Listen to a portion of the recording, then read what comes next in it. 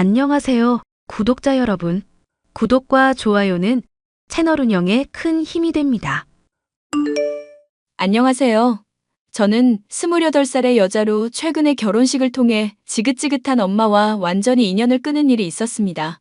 계모나 다름없을 정도로 저를 방치하고 학대했던 친모는 어릴 때부터 아버지와 매일같이 다투면서 싸움을 일삼았던 사람이었습니다. 다른 사람들이 있을 때도 눈치 보지 않고 저와 아빠를 구박하고 허구한 날 술만 마시는 막장 엄마는 제가 고등학생이 될 때까지도 전혀 달라지는 점이 없었죠. 그런 친모에 대해 얘기해 보려고 해요. 당신 대체 언제까지 이러고 살 거야? 인영이 앞으로 대학도 들어가고 좋은 사람 만나서 시집도 가야 하는데 언제까지 애 발목 잡을 건데? 이렇게 술 마셔대고 마음껏 과소비해대면 우리는 어느 세월에 돈 모으고 행복하게 살겠냐고. 당장 내일 죽을지도 모르는 게 인생인데 뭔 저축이야. 그리고 내가 인영이를 낳고 싶어서 낳았니? 인영이만 아니었음. 더 대단한 남자 만나서 좋은 곳에서 떵떵거리면서 살았을 거라고. 아빠, 그만해. 엄마한테 더 말해봤자 알아듣지도 못하고 이해할 생각도 없어. 나 어릴 때부터 지금까지 엄마가 우리한테 조금이라도 애정이 있었으면 이렇게 술만 마시면서 막장처럼 살지는 않았을 거야. 어머어머, 이게 엄마한테 못하는 소리가 없네? 야, 엄마가 이래봬도 지금도 길 가다가 헌팅당하는 사람이야.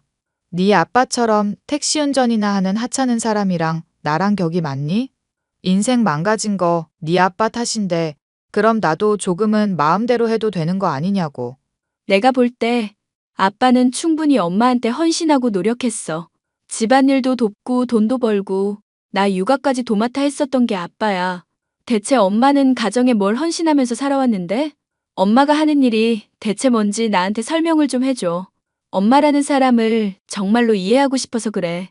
어차피 사람 인생이라는 건 다 죽으면 썩어서 흙으로 돌아가는 거야. 너도 내 나이 되어 보면 이해를 할 거다. 사랑이니 관계니 우정이니 뭐 그딴 말보다 지폐 한 뭉치가 훨씬 더 강하다는 거. 그러니까 너는 정신 차리고 좋은데 시집이나 가 이거사. 이게 다 애정이 있어서 하는 말이야. 지금 말만 잘 새겨도 너 인생에서 10억은 번 거나 다름없다? 인영아, 넌 독서실이든 학원이든 어디가 있어? 너 공부하는데 방해되겠다.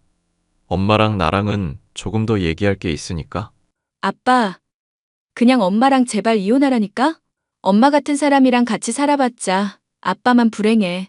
나도 엄마 같은 사람 필요 없다고 하는데 왜 자꾸 이런 사람을 붙들고 있는 거야?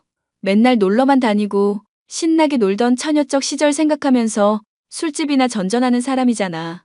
그래도 네 엄마잖니. 무슨 말인지 알겠으니까 얼른 나가보기나 해. 당시에 저는 수험까지 겹쳐서 엄마로 인해 받는 스트레스가 이만저만이 아니었습니다. 저의 공부를 방해하지 않으려 주머니에 지폐를 꽂아주며 집 밖에 보내려는 아빠마저도 원망스러울 정도였죠. 제발 엄마와 아빠가 헤어졌으면 좋겠다고 생각했고 그런 소망을 꿈으로까지 꿀 정도였으니 말 다했죠.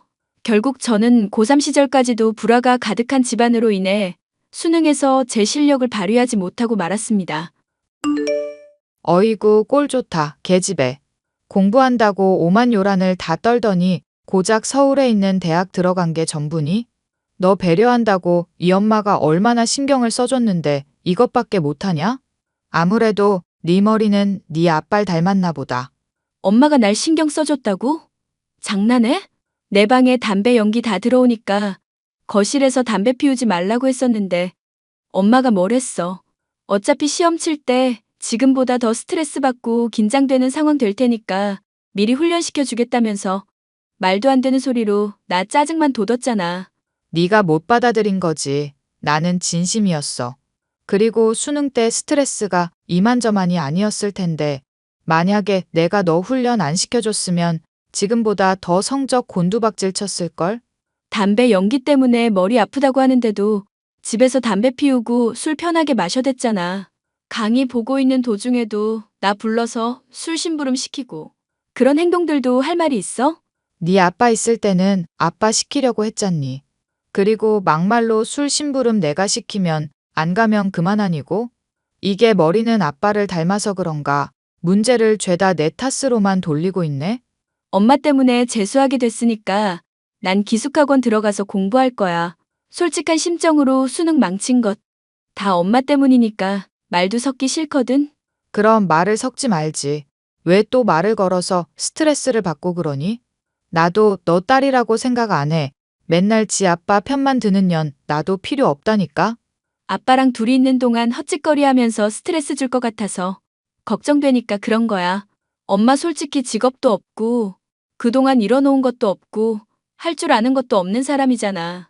허구한 날 친구들이랑 놀러 다니고 술집만 전전하고 있는데 이 상황에서 아빠라도 이혼하겠다고 하면 살아갈 수 있는 수단은 있어? 아빠가 보살이어서 참는 상황이니까 고마운 줄 알고 좀 변해줬으면 해. 이게 아직도 현실 파악이 안 되니? 여자 이쁜 건 곳이 삼관왕만큼이나 대단한 거야. 나 소시적에 대시해오고 사귀었던 남자들 중에 의사며 변호사들도 있었다? 그런 엄마가 지금 택시 운전이나 하는 아빠한테 만족하라는 거니? 내가 네 아빠 모시고 살기라도 바라는 거야? 고아라서 일가 친척 하나 없고 가진 것도 없는 네 아빠를 내가 떠받들기라도 하리? 엄마 말하는 거 들어보니까 정신 차리려면 아직 한참 멀었다 싶네. 변호사며 의사들이 진지하게 엄마를 연인으로 생각했을 것 같아? 잠깐 데리고 노는 사람이라고 생각했으니까 결혼도 못하고 사귀다가 차였겠지. 막말로 엄마 성격을 누가 감당하면서 살겠어. 너 말 다 했니? 이게 엄마한테 못하는 말이 없어? 내가 너 그렇게 키웠어? 응? 엄마한테 배운 거라고는 술 마시고 담배 피우고 과소비에 대고 막말하는 거밖에 없거든. 그나마 막말만 하는 거라면 양호한 편 아닐까? 이게 돈 들여가면서 공부시켜놨더니 부모를 공격 못하고 공격이나 하고 앉았네? 너 이 기집애야. 네가 이쁜 외모 가지게 해준 거 누구 덕분인 줄 몰라? 네 아빠 닮았으면 두꺼비 같은 얼굴로 너 시집도 못 갔어. 공부해서 열심히 스펙 쌓아봤자 못생겨서 취직도 힘들었다고. 엄마라는 사람이랑 입씨름하다 보면 나까지 한심해지는 것 같아. 앞으로 엄마가 어떻게 살든지 신경 끄고 싶으니까 제발 소란 좀 떨지 말아줘. 나 재수하는 동안 아빠랑 잘 지내라고까지는 하지 않을게. 그냥 사고만 치지 말자. 응? 이걸 어쩌나. 네 엄마 청개구리 띠인 거 모르니?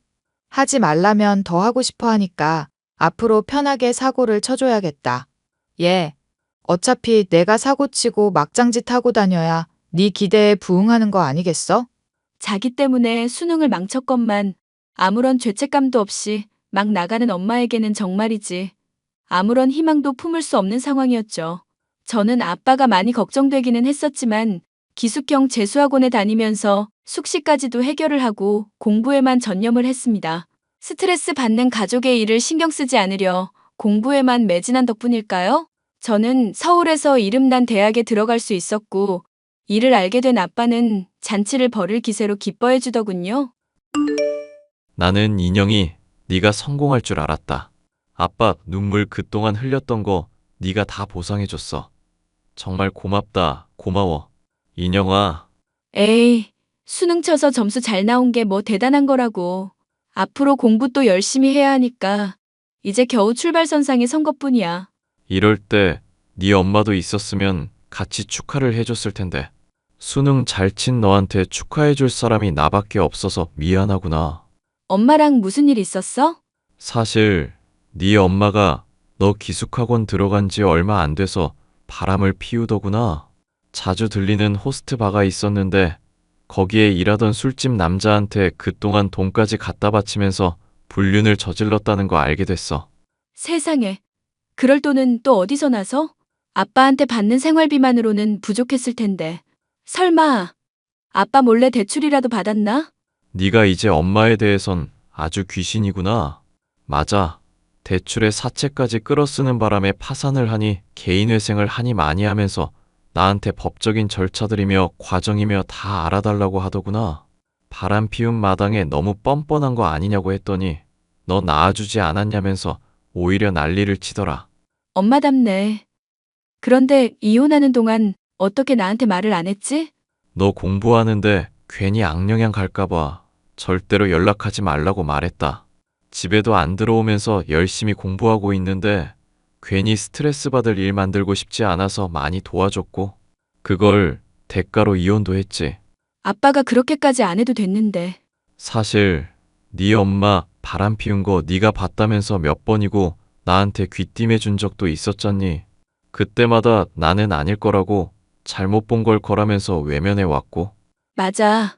내가 답답해서 미치려고 했는데도 아빠가 모른 척 하더라.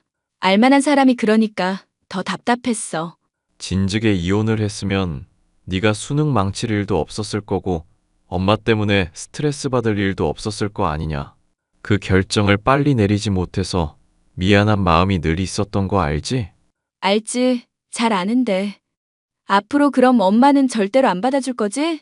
다시 돌아온다. 걔 과천선한다. 뭐다 해도 절대로 안 변할 사람인 거 알잖아. 내가 제일 걱정하는 건 아빠야. 택시 일 밤새워서 하느라 건강까지 상해가면서 일하고 있는 것도 너무 마음이 안 좋고. 네 엄마 때문에 안 그래도 건강이 많이 안 좋아지긴 했다. 술, 담배 하는 거 하지 말라고 하는데도 계속 하니까 나도 스트레스 받아서 술, 담배 덩달아 하게 됐고 의지력 약하고 못난 아비라 정말로 미안하구나. 그런 소리 좀 하지 마. 엄마랑 빨리 헤어지지 않은 거 제외하고는 아빠 최선 다해왔어. 어떻게 엄마 같은 사람이 아빠랑 사귀게 되었을까? 신기할 정도로 좋은 사람이 아빠라고. 그렇게까지 우리 딸이 말해줄 거라고는 생각 못했네. 이 아빠는 당장 죽어도 여한이 없을 정도야.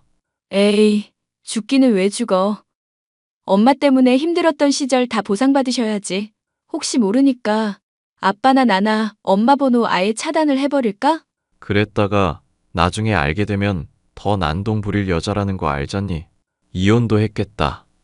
이제 법적으로 남이나 다름없는 사이니 신경 쓰지 말고 네 일에 신경 쓰렴. 알겠지? 제가 수능을 위해 열심히 공부하는 동안 아빠와 엄마가 이혼한 일까지 있었다고 하니 어안이 벙벙했지만 상황은 쉽게 받아들일 수가 있었습니다. 아빠는 엄마와 헤어진 이후로 더 열정적으로 일할 수 있었고 가정에서 받는 스트레스 또한 많이 줄어들었죠. 그렇게 몇 년이 흐르는 동안 저는 대학을 졸업해 취직을 하게 되어 자취를 시작했습니다. 그런데 존재를 잊고 있었던 엄마가 연락을 취해오더군요. 너 대학 졸업하고 좋은 회사에 취직까지 했던 모양인데 어쩜 엄마한테 한마디 말이 없을 수가 있니? 내가 그동안 너 키운다고 뼈 빠지게 고생하고 낳아줬던 은혜 잊었어? 이 계집애는 어쩜 이렇게 인성이 글러먹었나 몰라? 엄마 닮아서 좋은 머리에 예쁜 얼굴로 낳아줬는데 대접이 이따위밖에 안 돼? 혹시 술 마셨어? 몇 년 만에 연락해놓고 첫마디가 다짜고짜 욕이야? 네가 나한테 한 일을 생각하면 지금도 괘씸해서 이가 갈려 이거사. 나 빼놓고 네 아빠랑 둘이서만 행복하게 살 거 생각하면 화가 난다고. 술집 남자랑 바람나서 이혼까지 한마당이라며? 잘 살고 있지는 않은가 봐? 네가 버린 엄마 어떻게 살고 있는지 이제 궁금해지기는 했니? 답하자면 아주 못 살고 있단다. 회생해서 돈 갚는다고 술집 일 하면서 허리가 휘어질 지경인데 같이 살고 있는 놈팡이는 내 돈 들고 날랐지. 딸년이라고 하나 있는 건 성공해 놓고도 엄마 있고 지 혼자만 행복하게 살고 있지. 이게 잘 살고 있는 걸로 보이니? 그 놈팡이가 돈 들고 나른 것부터 내가 엄마 찾지 않는 것까지 죄다 자업자득 아닐까? 이게 뚫린 입이라고 말을 함부로 하네. 나 그래도 네 엄마야.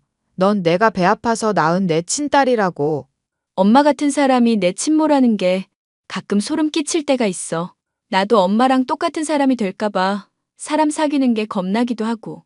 엄마는 나한테 좋은 영향이라고는 하나도 준 적 없는 사람이고 앞으로도 내 인생에서 그냥 안 보였으면 좋겠어.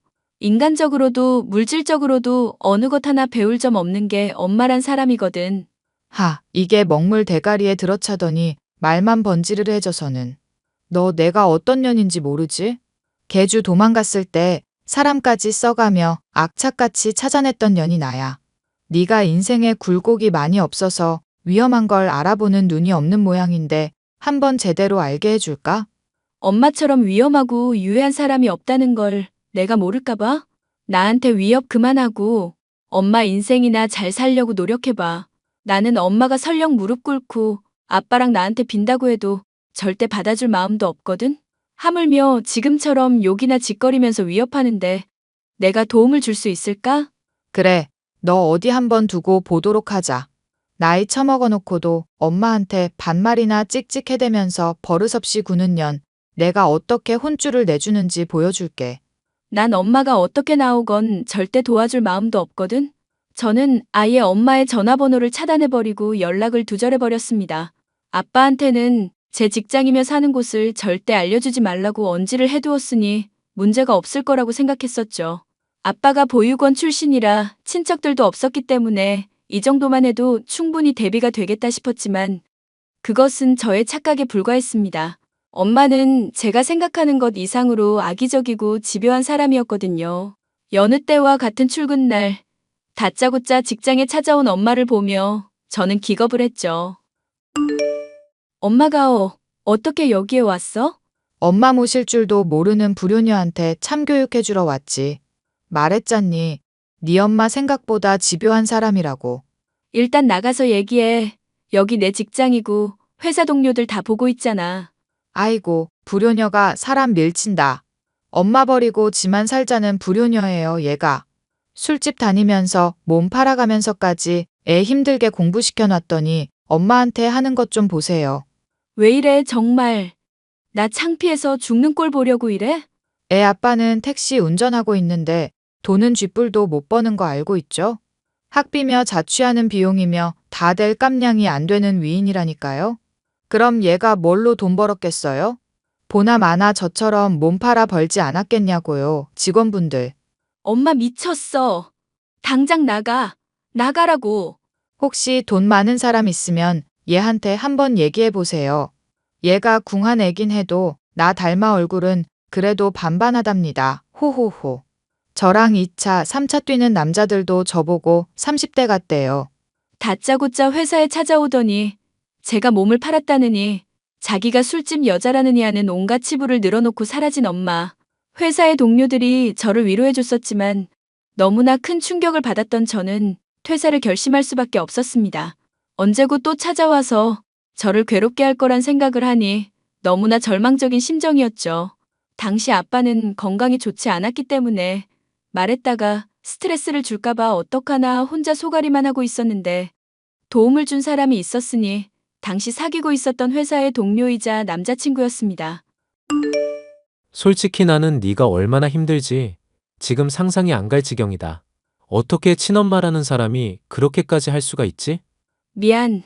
내가 이런 문제까지 너한테 말하고 싶지는 않았는데 나 조만간 회사 그만둘 거고 다른 곳으로 또 일자리 알아볼까 싶어. 네 엄마가 노리는 게 바로 지금 너 같은 반응일 거라고 생각하거든. 이런 일 있을 때마다 힘들어하고 회피하면 언제까지고 같은 일 되풀이될 수밖에 없지 않을까? 그럼 어떡하라고. 술집에서 일하는 엄마가 내 엄마라고 솔직하게 인정하라고? 나는 절대 그렇게 못해. 저런 사람 딸인 내가 증오스러울 지경이라고. 네가 생물학적으로 가족 관계인 건 어쩔 수 없잖아. 그리고 막말로 술집에서 일하면 어떻고 몸을 팔면 또 어떨 일이야. 아니, 너는 절대 이해 못할걸. 집안도 좋고 구김살 없이 부유하게 자란 사람은 절대 내 심정 몰라. 사실 나도 건너 들은 이야기인데 내 할아버지가 가족 먹여 살리려고 백정 일을 하셨었거든. 천대받던 직업이라서 주변에서 손가락질하고 험담하는 사람들도 많았는데 다른 기술들도 익혀가면서 그렇게 꿋꿋하게 살아오신 분이야. 그러니까 내가 하고 싶은 말은 가족을 위해서 한 일이라면 사람 죽이는 거나 범죄 저지른 거 아닌 이상은 그렇게까지 창피해야 할 일 아니라는 거지.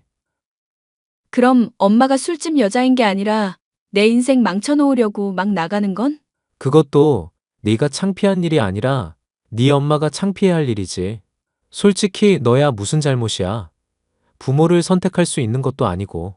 그럼 넌 나한테 실망하지 않았다는 얘기야? 오히려 저런 엄마 밑에서 자랐는데 이렇게 잘 자란 네가 정말 대단하다고 생각 중인데 저런 엄마를 족쇄처럼 달고 있으면서도 악착같이 노력해왔다는 거니까 그게 정말 대단한 일이라고 생각하고 어떤 의미로는 존경스럽기까지 해. 그 말 빈말인지 아닌지 두고 볼 거니까 앞으로 잘해. 너 괜히 부끄러우면 말 까칠하게 하더라. 진심으로 하고 싶은 말을 해봐. 하하하. 내 비밀 죄다 알고도 이렇게 잘해줘서 고마워. 상견례 앞두고 있는 마당에 액땜했다고 생각하자. 그리고 회사 사람들이 이 일로 왈가왈부 못하게 내가 잘 수습해 볼게. 아무리 막내라고 해도 사장 아들인데 그 정도 권력은 있거든 내가. 그렇게까지 신경 써주면 오히려 내가 미안한데. 네가 싸워볼 마음 있으면 차단했던 거 풀고 친모랑 한번 대화도 해봐. 잘만 끌어내면 이제까지 너 힘들게 했던 거 협박죄, 영업방해죄로 엮을 수도 있을 거거든. 사내 변호사였던 남자친구는 저를 처음 본 순간부터 반했다면서 끊임없이 구애를 해왔었고, 제가 이를 받아들여 사귄 지 100일 되던 날, 회사 사장의 아들이라는 사실을 털어놓았습니다. 솔직히 이 사실이 기쁘기보다는 제 초라한 배경과 비교가 되어 사귀면서 늘 마음 한구석이 불편하기만 했었죠. 그런데 엄마가 깽판을 친 일이 있었던 순간 정신적으로나 실질적으로 방패 역할을 해주니 정말로 든든했습니다.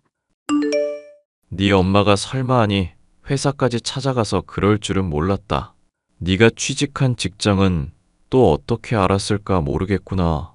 모르겠어. 예전에 뭐 개주 도망간 거 잡으러 다닌 일이 있었다던데 그때 만든 인맥 같은 게 있나 봐. 어찌 됐건 이렇게 아빠한테 털어놓은 건 앞으로 엄마를 더 피하지 말자고 말하려고. 그게 무슨 말이니? 설마 네 엄마 다시 받아주기라도 하자는 거냐? 아니, 그게 아니고 엄마랑 정면으로 싸워보려고. 자기가 깽판 치고 마음대로 할 때마다 원하는 걸 들어주니까 오히려 더 이러는 것 같거든. 우리 딸이 이렇게까지 마음이 단단해지니 아빠가 다 뿌듯하구나.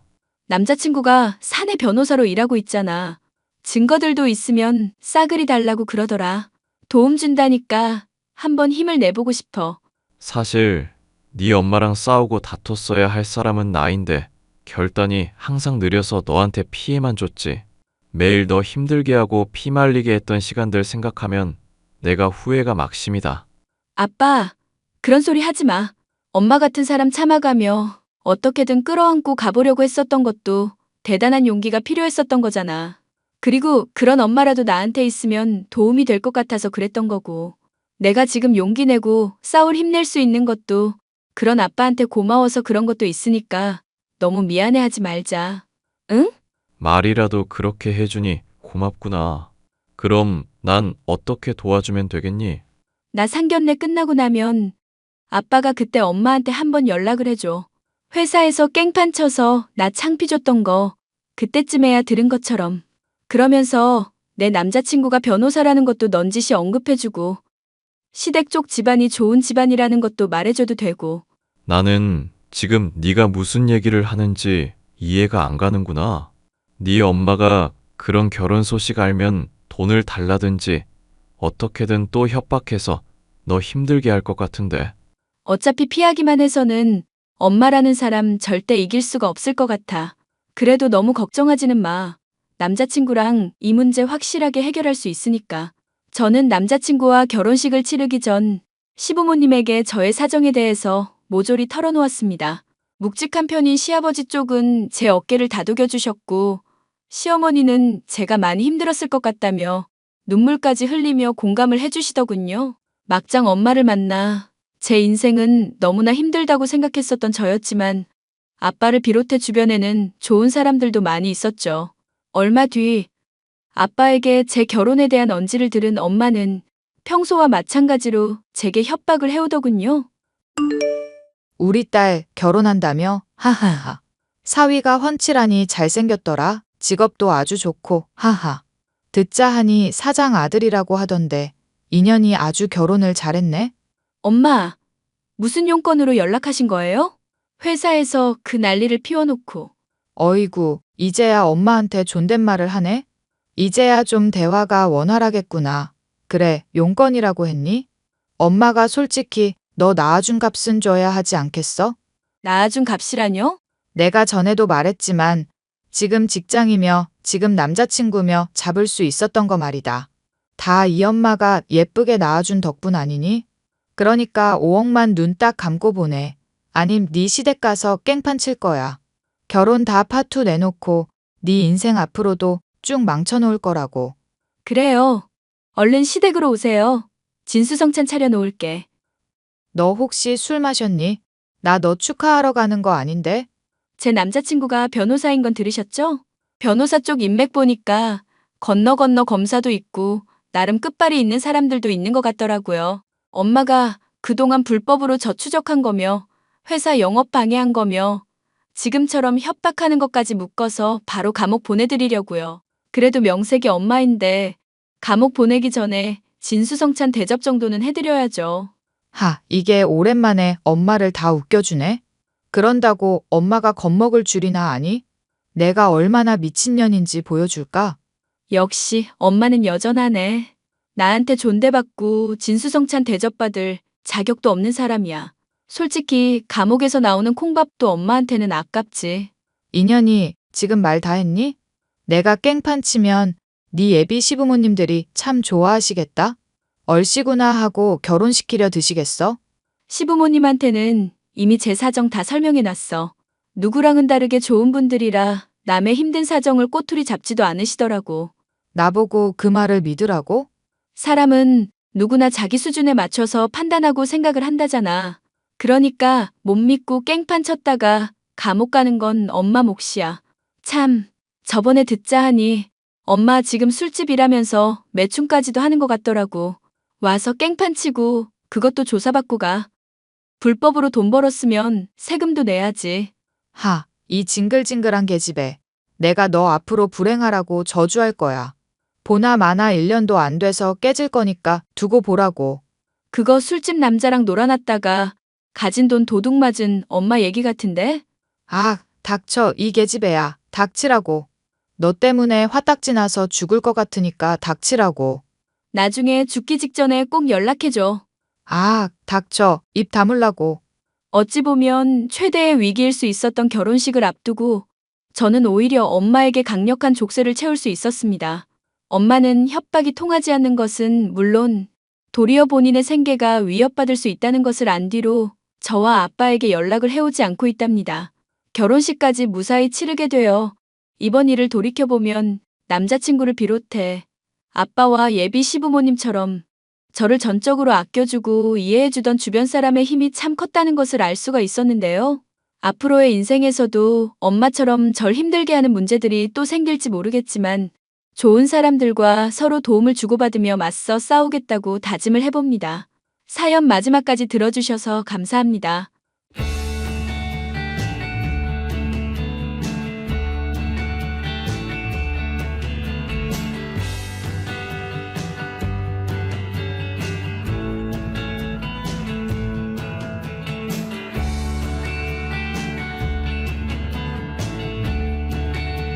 안녕하세요, 구독자 여러분. 구독과 좋아요는 채널 운영에 큰 힘이 됩니다. 딸, 너 정말 서울에 취직할 생각이니? 타지에서 자취하려면 이만저만 힘든 게 아닐 텐데. 취직하게 되면 좋은 거지. 원래 사람은 큰 물에서 놀아야 큰다고 그러잖아. 네가 가는 거야 좋지만 네 동생도 걱정이다. 내가 늙어서 몸도 많이 노쇠해졌는데 돌보는 걸 나 혼자 감당할 수 있을지도 모르겠고. 그걸 왜 나한테 물어, 엄마. 나 대학 생활 내내 제대로 사람들이랑 어울리지도 못하고 아르바이트 하랴, 공부하랴 정신없었던 거 알잖아. 그것도 모자라서 잡혀있는 동생 돌보느라 내 인생 제대로 살 겨를 없었어. 이 정도면 충분한 거라고 생각하는데 대학 졸업하고 나서 취직하게 된 마당에도 동생 돌보라고? 네가 동생을 안 도와주면 누가 도와주겠니? 세상에 핏줄보다 귀한 게 또 어디 있다고. 엄마, 제발. 나도 행복할 권리가 있잖아. 나는 이제 동생 돌보는 거 지쳤어. 대체 왜 나만 희생해야 하는 건데? 희생이라니. 너 너무 말을 과장되게 한다. 준호가 그래도 네 동생이고 널 얼마나 좋아하는지 알잖아. 솔직히 말해줘, 엄마. 나 동생 돌보게 하려고 낳은 거지?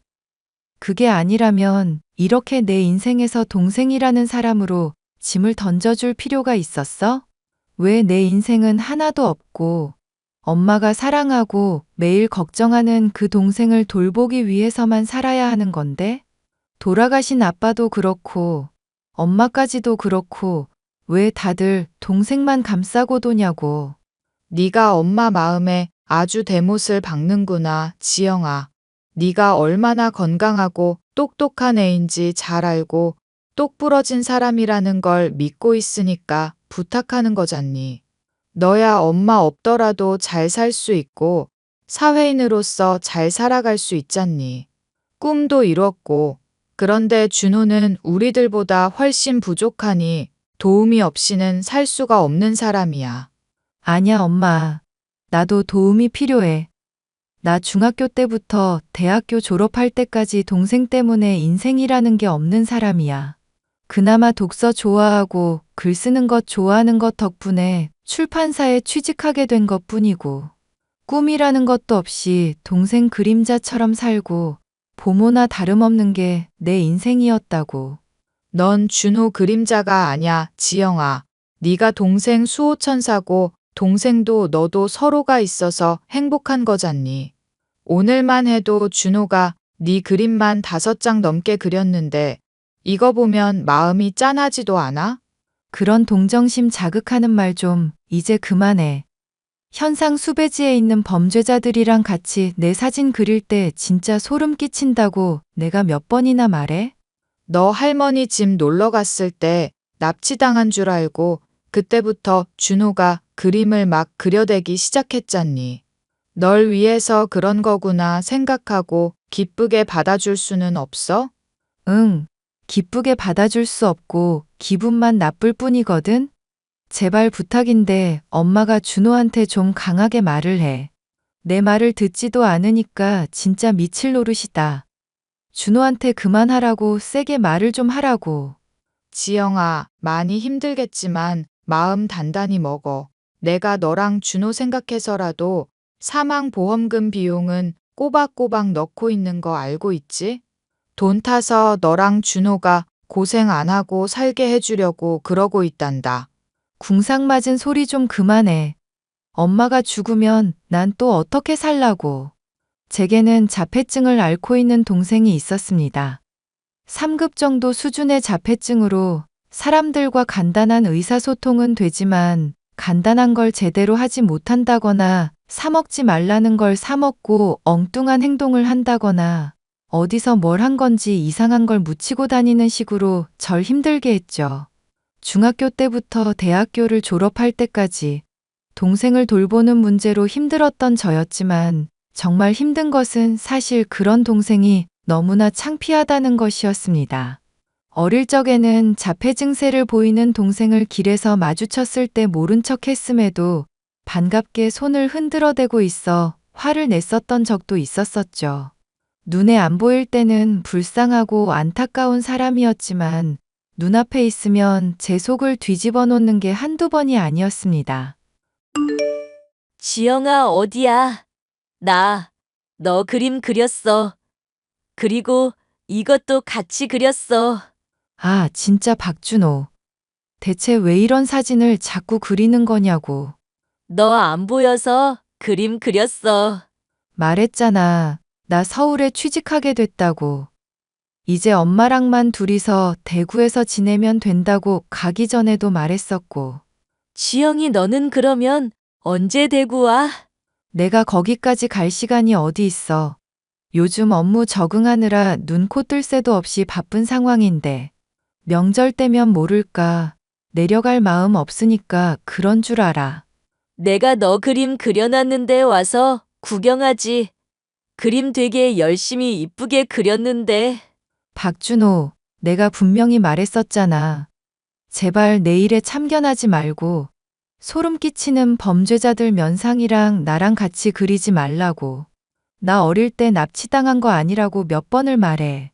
당장 지금만 해도 나 그냥 서울에 취직하면서 자취하는 건데 왜 자꾸 내 인생에 참견을 못해서 안달인데? 내 죄책감 들게 하려고 이러는 거야? 죄책감 들게 하려는 게 아니라 네가 그림 보면 좋아해 줬었잖아. 미안해. 내가 너 화나게 해서 미안. 사람이 말을 하면 알아들을 수 있잖아. 왜 자꾸 했던 말을 하고 또 하게 할까? 내가 정말로 화나야만 미안하다고 하고 나중에 또 사고치고 하지 말라는 거 하잖아. 미안해. 지영아, 화 풀어. 화 푸는 게 문제 아니라 너랑 얘기하면 내가 답답해서 미칠 것 같아서 그래. 화나게 만든 원인인 사람이 화 풀라고 한들 내가 화가 풀리겠냐고. 미안. 정말로 미안. 스스로도 이건 너무 심하다 생각을 하면서도 마음이 갑갑할 때면 주체가 되지 않아 모진 말을 쏟아낼 때가 많았죠. 동생을 대할 때마다 늘 드는 생각은 이제 남은 엄마마저 세상을 뜨게 되면 자폐증을 가진 동생을 나 혼자 어떻게 돌봐야 하나. 그런 생각뿐이었습니다. 동생을 돌보기 위해서는 많은 돈을 벌어야 할 텐데 갓 대학을 졸업한 20대 여자로서 그런 건 너무나 요원한 일이었죠. 그런데 그런 제가 서울로 올라가 취직한 이후부터는 거짓말 같은 일이 생기게 되었습니다. 출판사에서 진행하게 된 기획 중 하나로 젊은 기업인을 인터뷰할 일이 있었는데 거기서 만난 사람이 제게 호감을 표시해 온 것이었죠. 솔직히 대화가 통한다 뿐이지 아주 잘 맞는 느낌은 아니었어요. 하지만 사회복지 쪽에 일을 하면서 잘 나가는 회사의 사장이라고 하니 그런 점에 혹해서 사귀게 되었습니다. 얼마 지나지 않아 저희는 결혼까지도 약속하는 사이가 되었습니다. 자기 출판사에 일하면서 겸업 금지라고 했었던가? 허락만 맡으면 겸업도 가능하다고 하긴 하더라. 근데 내가 아직은 신입이라서 그게 좀 힘들지. 공모전 같은 거 출품은 해보고 있고, 그래도 출판사 편집자나 직원보다는 작가라는 타이틀이 더 그럴듯하잖아. 그게 꿈이긴 한데 요즘 세상에 작가로 먹고 사는 게 쉽지 않은 일이잖아.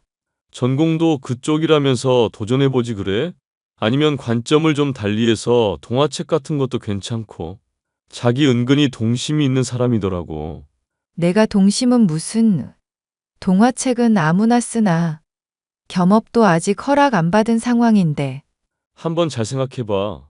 잘만 풀리면 그걸로도 수입 하나 뚫리는 거잖아. 도전해보고 겸업이야 뒤늦게 요청하면 되지. 괜히 한다고 했다가 실패하면 쪽팔리니까. 오빠 같은 사람도 쪽팔리고 이런 거 신경을 쓰는구나. 신기하다. 사업하는 사람들은 돈 잘 버니까 자존감 높아서 전혀 사람들 시선 신경 안 쓸 것 같았거든. 에이, 그건 자기가 모르는 소리다. 사업하는 사람들이 오히려 다른 사람들 시선 더 신경을 써야지. 이미지가 좋아야 투자도 들어오고 그걸로 사람들이 더 신뢰도 하는 거니까. 내가 검소하게 한다고 소형차 타고 다닌다 생각해봐. 그러면 투자하는 사람들이 죄다 나 사기꾼이라고 생각할걸? 어찌 됐거나 오빠가 조언해 주니까 한번 도전은 해볼게. 대신 너무 큰 기대는 하지 말고. 큰 기대 안 할 테니까 그런 걱정하지 말고 엄마랑 아빠가 조만간 한번 보자고 하니까 그거나 걱정하고. 아, 어머님이랑 아버님 볼 생각하면 두근거려 미칠 것 같아. 상견례하게 될 텐데 나 이상하게 생각하는 거 아니겠지? 그걸 뭐 또 걱정이라고. 참, 동생분도 꼭 데리고 오시고 부모님이나 나나 가족 중 불편한 사람이 있다고 차별하고 이상하게 생각하는 그런 사람들 아니니까. 말은 그렇긴 한데 혹시나 동생이 실수 같은 거 저지를까 봐 그렇지. 우리 부모님이 그런 쪽으로는 차별 없는 분이라는 거 보여주기 위해서라도 빨리 상견례 날 다가오면 좋겠다. 두고 봐. 지금 말한 것들 다 괜한 걱정이라는 거 알게 될 테니까. 자선단체를 운영하고 그 사이에서 사람들에게 많은 돈을 투자받으며 자선금이 원활하게 하는 식으로 사업을 꾸리고 있다는 예비 남편. 인터뷰의 과정에서 이것저것 얘기를 듣기는 했었지만 솔직히 저로서는 그렇게 와닿지가 않는 말들 뿐이었는데도 돈을 용케 잘 벌고 있더라고요. 어쨌거나 저는 자선단체 사업을 운영하는 예비 남편의 사회적인 인식이 그리 나쁘지 않다는 사실에 만족하며 상견례를 하게 되었는데요. 서로 의례적인 이야기를 주고받으며 무사히 상견례가 좋게 마무리될 수 있었는데 이걸 동생이 다 망쳐놓았습니다. 박준호, 대체 왜 시어머니 얼굴을 그렇게 뚫어져라 쳐다보는 건데? 얼굴에 뭐 묻었냐고 하시면서 무한하게 웃으시면 적당히 눈치채고 그만해야 할 거 아냐. 내가 그만 쳐다보라고 하는데도 왜 하면서 아는 척을 해대냐고. 그만해라. 준호가 서울까지 오는 동안 사람들 많이 보고 힘들어서 그랬던 모양이다. 엄마는 왜 옆에서 말리지도 않고 구경만 하고 있어? 왜 이런 일 있을 때마다 늘 감당해야 하는 건 내가 되어야 하는 건데? 미안해, 지영아. 어디서 본 얼굴 같아서. 원래 그 나이쯤 되면 다 그 얼굴이 그 얼굴로 보이는 거잖아. 내가 적당히 하라고 말을 해도 안 되면 소리라도 질렀어야 했던 거야? 왜 사람이 무안하다고 눈치를 주는데도 계속 이런 식인데? 내가 너 때문에 얼마나 힘든지 알아? 지영아, 그래도 그쪽 집안에서는 좋게 넘어갔잖니. 네가 이러는 게 나는 이해가 안 가는구나. 말로는 좋게 넘어간다고 해도 속으로는 이쪽을 얼마나 무시하고 깔보겠어. 번듯한 사업가, 아들이랑 평범한 회사 직원이랑 결혼하는 것도 마음에 안 드시는데 장애도 모자라서 눈치까지 없는 짐덩이가 덤으로 딸려오니까 얼마나 마음에 안 들겠냐고. 지영아, 화 풀어. 내가 미안해. 다시는 그 아줌마 안 쳐다볼게.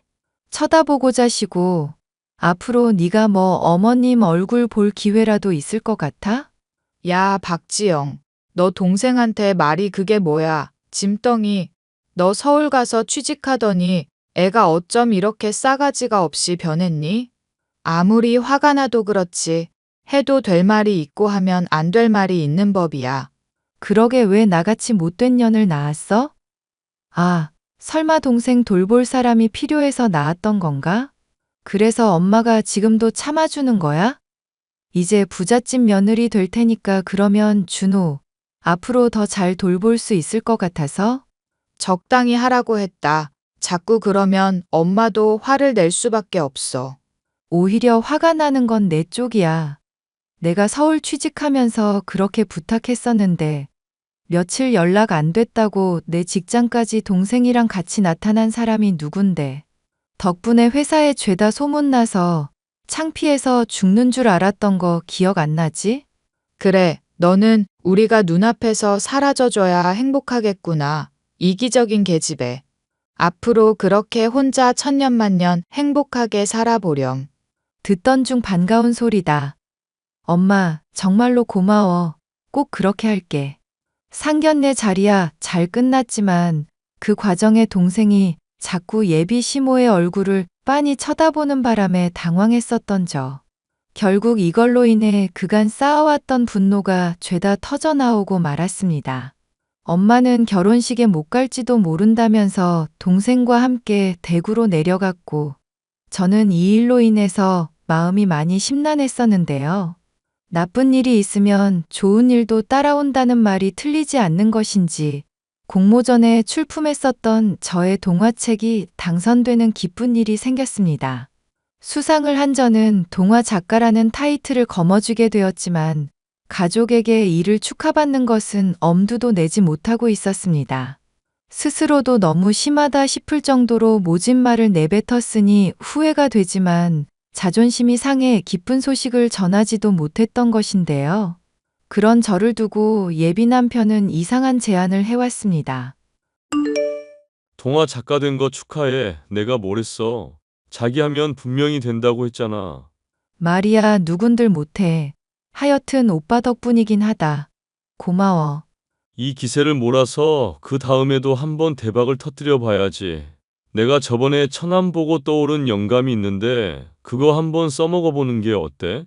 무슨 말을 하는 거야? 설마 동생을 소재로 동화를 만들라는 거야? 우리 동생이 자폐인이라는 거 잊었어? 처남이 자폐증이 있기는 해도 그게 또 좋은 이야깃거리가 될 수 있다니까. 생각 잘해봐. 잘만 하면 그걸로 사연팔이도 하고 너는 더 유명세 타는 거지. 그리고 내 사업도 덩달아 유명해질 수 있는 거고. 오빠 사업이 유명해지다니? 자선 사업체를 운영하는 사장의 처남이 장애인이라고 사람들이 알아봐. 그럼 얼마나 프리미엄이 붙겠어. 진실성이 있다고 생각하지 않을까? 아주 기막힌 이야기잖아. 우리 동생을 사업에 이용하자는 거야? 지금 제정신이야? 자폐증 앓는 사람들이 얼마나 고통스럽고 그 가족들이 힘이 드는데 그걸 놓고 사업 수단으로 그렇게 말을 할 수가 있어? 알지. 고통스러운 거 잘 아니까 하는 말이야. 그동안 자기가 받았고 겪었고 힘들었던 경험들을 고스란히 잘 녹여봐. 그리고 그걸로 감동도 선사하고 돈도 벌고 아주 일석이조잖아. 자폐증 동생으로 힘들었으니까 그걸로 돈 정도는 많이 벌어줘야 상쇄가 되는 거 아닌가? 사업 수완이 좋다고는 생각하고 있었는데 이건 좀 무섭네. 무서운 게 아니라 합리적인 거지. 어쨌거나 나는 장애인이라고 차별하고 그런 거 없다는 거 이번에 잘 증명했지. 정상인은 그럼 마케팅 대상으로 쓰여도 되고 장애인은 안 된다는 게 오히려 차별 아닌가? 내가 자기한테 호감 가지게 된 것도 사실 어느 정도 이런 마케팅을 노리기도 한 건데. 뭐? 설마 그것 때문에 나랑 사귀게 된 거라고? 설마 나 사전 조사라도 했다는 거야? 물론 자기가 좋아서 그런 것도 있지만 겸사겸사라는 거지. 인터뷰하겠다는 사람이 어떤 사람인지 사전 조사를 해야 나도 어떻게 말을 할지 고를 수가 있는 거 아닌가? 오히려 이렇게 철두철미한 예비신랑이라면 감동을 해야 할 것 같은데 표정이 왜 그래? 나 지금 소름 돋으려고 그래. 감동받았다는 뜻이지. 그게 아니라면 오히려 내가 자기한테 실망할 것 같네. 하여튼 잘 생각해보고 이번에도 내 말대로 해봐. 솔직히 말해서 우리가 집안 차이도 많이 나는데 이렇게 결혼을 해주는 건 자선이나 다름없다고 생각하거든. 기분 나빠하지 말고 팩트만 체크를 해보자고 우리가.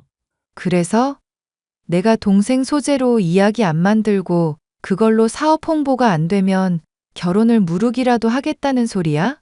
와, 이제야 말이 통하네 자기. 난 자기가 이렇게 실리적인 사람이라 좋더라. 계산 잘 돌아가고 똑똑하잖아. 실리? 계산? 기가 막혀서 정말. 생각을 잘해보라고. 나처럼 똑똑하고 젊고 유능하고 돈 많은 사람의 부인이려면 어느 정도 지능이 수준급은 되어야지. 아니면 시키는 거라도 고분고분 잘 따르려고 하든가. 그렇지? 예비 남편의 소름 돋는 일면을 알게 되자 많이 놀랐었던 저였지만 이 문제를 털어놓고 상담할 사람은 없었습니다. 솔직히 예비 남편의 지위며 재산을 생각해보고 다른 사람들이 선망할 것을 생각해보면 결혼을 포기하는 것은 바보짓이나 다름없었죠. 하지만 동화책의 작가로 새로운 시작을 하게 된 제가 그런 속물적인 계산으로 살아간다는 것은 어쩐지 양심이 찔리더군요. 저는 결혼을 포기해야겠다는 쪽으로 마음의 추가 많이 기운 가운데 오랜만에 가족을 보러 내려가게 되었습니다. 엄마와 동생이 좋아하는 소고기를 잔뜩 사들고요. 다신 안 볼 것처럼 말하더니 무슨 일로 내려온 거니? 엄마 말 맞다 나 가족이잖아. 피만큼 진한 게 없다고 말한 게 엄마 아니었어? 계집애 물에 가라앉아도 입은 둥둥 떠다닐 거야. 밥은 먹었니? 안 먹었으니까 차려줘. 오랜만에 가족끼리 다 같이 밥 먹고 싶다. 소고기 사왔으니까 구워 먹으면 되겠네. 준호는? 잘 됐네. 네 동생 방에서 그림 그리느라 몰두한다고 밥도 제대로 안 챙겨 먹고 있던데. 방문도 잠그고 그림 그리고 있어. 말을 안 들어서 큰일이다. 큰일. 그래? 빼빼 말라가지고 밥까지 제대로 안 챙겨 먹으면 어쩌자는 건지. 엄마는 나보고는 맨날 동생 잘 챙겨라. 나 죽으면 사망보험금 너희가 챙겨라 하더니 이런 기본적인 걸 신경 안 쓰실까? 네가 스트레스를 줘서 그렇지 이거사. 잔소리할 시간에 네 동생이나 데리고 와. 고기 구워놓고 있을 테니까. 엄마와 저는 서로 미안하다고 말을 하지는 않았지만 짧은 대화만으로 쌓인 앙금을 어느 정도 털어낼 수 있었습니다. 동생에 대해서 여전히 미안한 마음을 갖고 있던 저는 준호를 불렀습니다. 준호는 쭈뼛거리면서 방문을 열어줬는데 방 안에는 정말이지 충격적인 광경이 펼쳐져 있더군요. 현상수배 전단이 여럿 놓여 있었는데 그 사이사이로 예비 시모와 저의 그림이 잔뜩 그려져 있었습니다. 그것까지야 그러려니 했었는데 웬걸 현상수배 전단의 얼굴 중 하나에 예비 시모가 떡하니 사기꾼으로 박혀있기까지 하더군요. 저는 기겁을 해 엄마를 불러 자초지종을 물었습니다. 엄마 역시도 전단지를 보고는 기겁을 하더군요. 준호야, 이거 대체 어디서 났어? 시어머니도 그려놨네? 어디서 봤었던 얼굴이어서 그렸어. 똑같이 생긴 아줌마. 내가 납치될까봐 그렸어. 전단지에서 봤던 얼굴이야. 아니, 내가 이 나이 먹고 납치될 리가 있겠냐고. 이 전단지들은 그럼 경찰서 같은 데에서 받아온 거야? 경찰서에서 받은 게 아니라 네 동생이 이제까지 계속 모아왔던 것들이다. 누나 또 납치되면 안 된다고 바로 찾아야 한다면서 전단지 나올 때마다 모으던 것들. 왜? 지금도 소름 끼치니? 아니 이건 좀 감동이긴 한데 그거랑 별개로 소름이 끼치는 것도 많네. 대체 왜 내 예비 시모가 전단지에 박혀 있는 건지 모르겠어. 의사인 척하면서 영양제 사업해서 사람들한테 5억이나 뜯어낸 사기꾼이었네. 세상에. 정말 세상에다 세상에. 얘 내가 어쩐지. 그 여편네 처음 봤을 때부터 영 관상이 좋지 않더라. 귀티가 잘잘 흐른다고 할 때는 언제고? 내가 그런 소리를 언제 했니? 하여튼 이거 빨리 경찰에 신고를 해야겠구나. 이거 손이 떨려서 원. 그런데 이거 무슨 냄새야? 타는 냄새가 나네. 아이고 세상에. 소고기 구워놓고 깜빡했다. 고기 다 타겠다. 아이고. 정신이 없어 소고기를 태운 중에도 해야 할 일은 해야만 했습니다. 저와 엄마는 소고기를 먹는 둥 마는 둥 하고 현상수배지를 갖고 곧장 경찰서에 가서 신고를 하게 되었고 그간의 자초지종도 죄다 설명을 했습니다. 제가 예비 남편의 프로필까지 보여주며 가족끼리 찍힌 사진을 들이밀었더니 경찰 측에서는 이런 경우는 처음이라며 신기해하더군요. 확인의 절차가 진행된 이후 확실히 사기꾼이 맞는 것 같다는 확답을 듣게 되었는데요. 너무 큰 충격을 받았던지라 당장 서울에 올라가고 싶은 마음이 들지 않았고 예비 남편 역시도 범죄자는 아닌가 싶어 겁이 났습니다. 회사에 몸이 아프다고 말을 하고 2일 정도 쉬고 있는데 신고한 경찰서로부터 긴급 체포를 하게 되었다는 소식까지 듣게 되었죠. 그런데 예비 남편은 그 타이밍을 노리기라도 한 것인지 제게 연락을 해오더군요. 자기 잘 생각해봤어? 처남 이용해서 내 사업 마케팅 하겠다는 계획에는 아직도 찬성 못하는 거야. 찬성이고 자시고 간에 그럴 마음이 없다니까? 그래. 마음씨 착한 내가 양보한다. 어휴, 우리 자기 참 고집세. 대신 나도 고집 하나만 부려도 되지? 조금 말 세게 나갈 수도 있는데 자기 동생 자폐니까 결혼식장에는 안 오면 안 될까 싶네. 뭐? 아니, 아무래도 사람들 많이 올 텐데 장애인이 내 가족이 된다고 하면 좀 쪽팔리잖아. 언제는 차별 같은 거 안 한다며? 나야 차별을 안 하지만 세상 사람들이 차별하고 편견 가지고 보는 건 어쩔 수 없는 문제 아닌가? 난 정말 괜찮은데 사업하니까 신경을 써야 하는 문제잖아. 나 짜증나니까 이 문제로 자꾸 트집 잡으면서 말꼬리 잡지는 말자. 웃기고 있네. 너네 엄마 지명수배 중인 사기꾼인 건 안 쪽팔리고? 뭐? 너 지금 그게 무슨 말이야? 설마 네가 신고했냐? 오호라. 이제 본색을 드러내시는 건가? 사업가 양반? 보니까 의사도 아닌 사람이 의사인 척하면서 사람 돈 뜯어먹었다며. 선량한 사람들 등쳐먹었으니 당연히 대가를 치러야지. 난 너랑 결혼까지 생각했었는데 현상금이 욕심나면 말을 하지 그랬어. 이거 완전 상종 못할 년이네. 미안하게 됐네. 난 암만 가난하게 살았어도 너 같은 사이코 패스랑은 같이 못 살아. 현상금이 욕심나서 그랬겠니? 아니면 범죄자라서 신고를 했겠니? 이 와중에도 돈 쪽으로 머리 돌아가는 거 보면 참 대단하다. 대단해. 너 때문에 재산 다 압류당하게 생겼고 엄마랑 나랑 아버지까지 인생 망하게 생겼어. 사업 본격적으로 궤도에 올라가려던 참인데 다 말아먹게 됐다고. 이거 너 어떻게 책임질 거야? 응? 어떻게 책임질 거냐고.